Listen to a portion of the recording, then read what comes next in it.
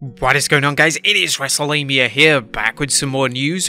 It's the first Dynamite of November as AEW's Full Gear pay-per-view draws nearer. Join us now as we look at this week's edition of Dynamite, as well as the wildest news stories and rumors you need to know, including Vince McMahon finished with WWE, Vince had stopped caring about WWE in his final term, Jake Paul at Crown Jewel, a former WWE developmental wrestler charged with assault, Evolution 2.0, Triple H on CM Punk return saying never say never, and much more. Be sure to subscribe and hit that notification bell for daily wrestling videos, and follow us on Facebook for exclusive lists. Also check out WrestleMania.co.uk and a non-wrestling channel, Incredible. Now, as always, we won't recap the matches, but just look at the good, the bad, and the downright ugly. As always, we start off with the good as number 1 good AEW title eliminator match.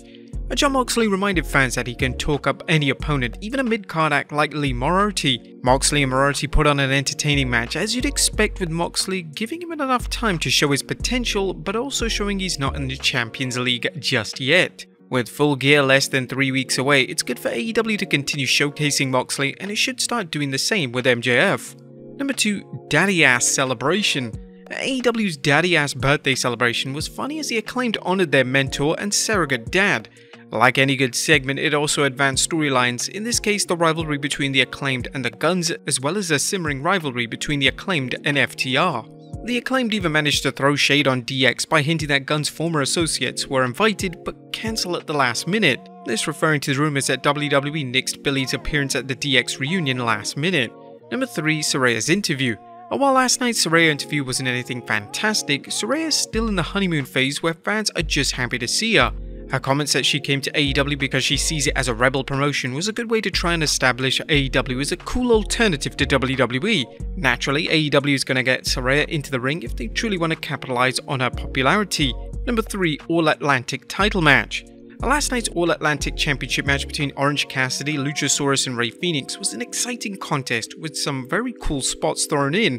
It also furthered the development of Death Triangle's crumbling relationship. Number 4, more tease for Swerve in Our Glory breaking up. Another team that looks to be on shaky ground is Swerve in Our Glory.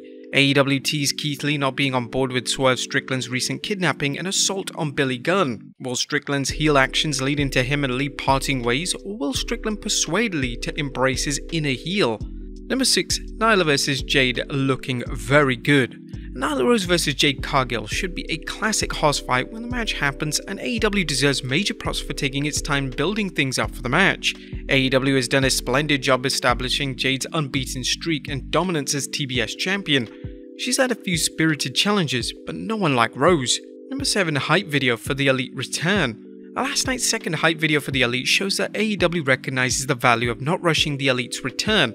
Now that the investigation into the All Out affair has ended, Kenny Omega and the Young Bucks are going to be back soon, but AEW seems to be taking the time to make sure the return is well received and well planned. AEW has to accept some fans won't be happy to see the Elite back and CM Punk gone, which is likely why the Elite haven't appeared on TV yet. Number 8, teasing the Terrible Trio.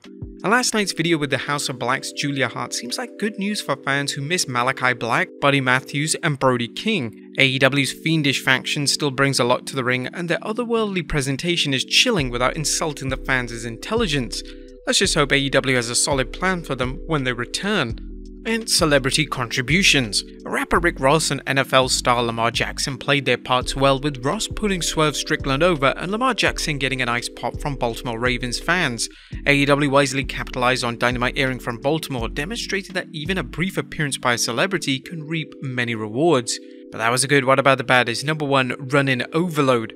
It seems like every match had a run-in last night, and as exciting as run-ins are, they shouldn't be used ad nauseum unless you want to defeat their purpose. Dynamite was another entertaining show, but the sheer number of run-ins reeked of lazy booking. Number 2, FU booking. Having Colt Cabana on seemed like AEW's way of saying FU to CM Punk. Now that it looks like Punk is on his way out of AEW. Colt Cabana is a good wrestler, but putting him on Dynamite was more than the case of him appearing out of right field. It was a case of AEW giving Punk the middle finger. And Brian Cage giant jobber? It's a shame how AEW treats big men like Brian Cage and Lance Archer as enhancement talent. Both men should be doing more than counting the lights or tapping out, but then again, this is the same promotion that doesn't know how to book its TNT champion Wardlow, one of the best big men in the business right now. Now, there was nothing downright ugly, but we're not sure about Jeff Jarrett having an on-air role in AEW, as he could easily generate X-Pac heat instead of AEW's desired effect. What you guys think of Dynamite last night? Let us know in the comments down below. Now let's move on to the news.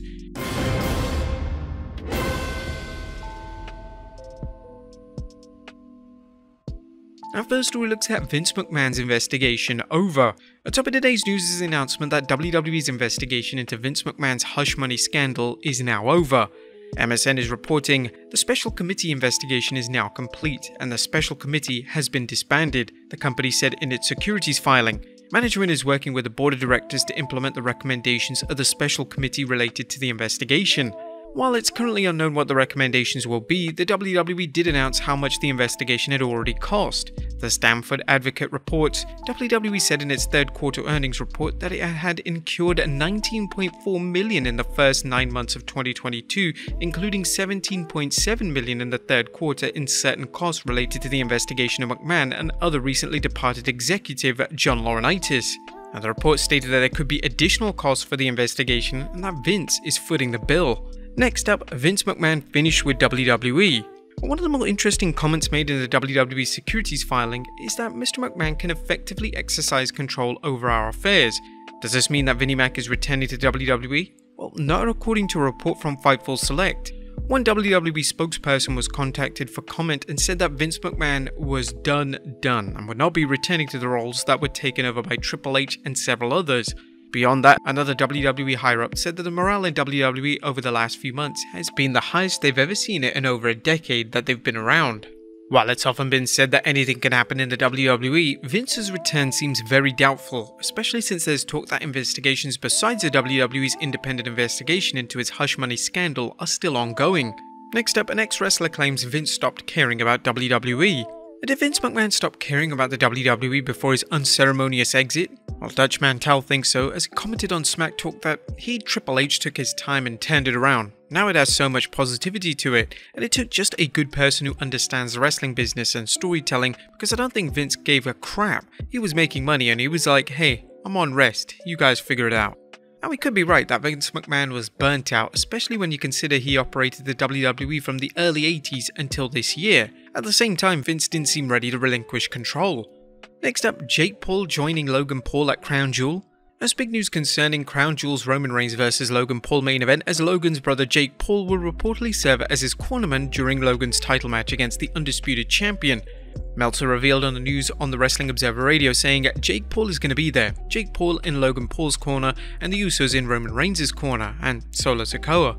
Knowing the Paul's penchant for publicity and the WWE's eagerness to cash in on the mainstream publicity, should fans expect to see Jake joining Logan in the ring soon? Next up, Drew McIntyre talks forming a faction to battle a bloodline. Speaking of the Bloodline, Drew McIntyre recently discussed forming a faction to battle a Bloodline. The Scottish Warrior was on the bump and said, I have to start thinking of a major game plan. Every week I see the Bloodline getting stronger. I honestly don't know. I have to sit down and make that plan. Maybe I have to get a little oozy myself, whatever I have to do. With the Brawling Brutes set to challenge Jey and Jimmy Uso for the Undisputed Tag Team Championship, could Sheamus' frenemy Drew McIntyre ally with him, Ridge Holland and Butch? Next up, Jeff Jarrett is All Elite. Jeff Jarrett is All Elite, and while it remains to be seen how much he'll be on AEW television, Double J has a major role in the promotion as an executive. AEW President Tony Khan tweeted out the news. Jarrett had previously worked in the WWE overseeing its live events until Vince McMahon's departure led to new management team replacing Jarrett with Triple H's crony, the Road Dogg. Next up, a former WWE developmental wrestler charged with assault. A disturbing news concerning WWE developmental talent Conrad Tanner. The Detroit News is reporting that he had been charged in connection with trying to strangle a driver from the backseat of a vehicle in Rochester Hills last weekend, leading to a car fatally striking his fleeing girlfriend. According to the report, he was arraigning through 53-3 District Court on assault with intent to do great bodily harm less than murder, as the records show. He worked for roughly 1 year in the WWE's developmental territory Florida Championship Wrestling. Hopefully we'll have more news soon. Next up, WWE reviving Evolution event. The critically acclaimed pay-per-view recently celebrated its 4-year anniversary, leading to renewed talk of a sequel show. The WWE's first and only all-female pay-per-view was held in October 2018, and while it was well received by fans, the WWE failed to produce a sequel. Although the WWE has occasionally hinted at a second Evolution show, nothing has materialized. However, current 24/7 champion Dana Brooke believes the show is returning soon, even if it isn't called Evolution. Brooke spoke with NBC Sports Boston Steve Fall, explaining how women have impacted the WWE product.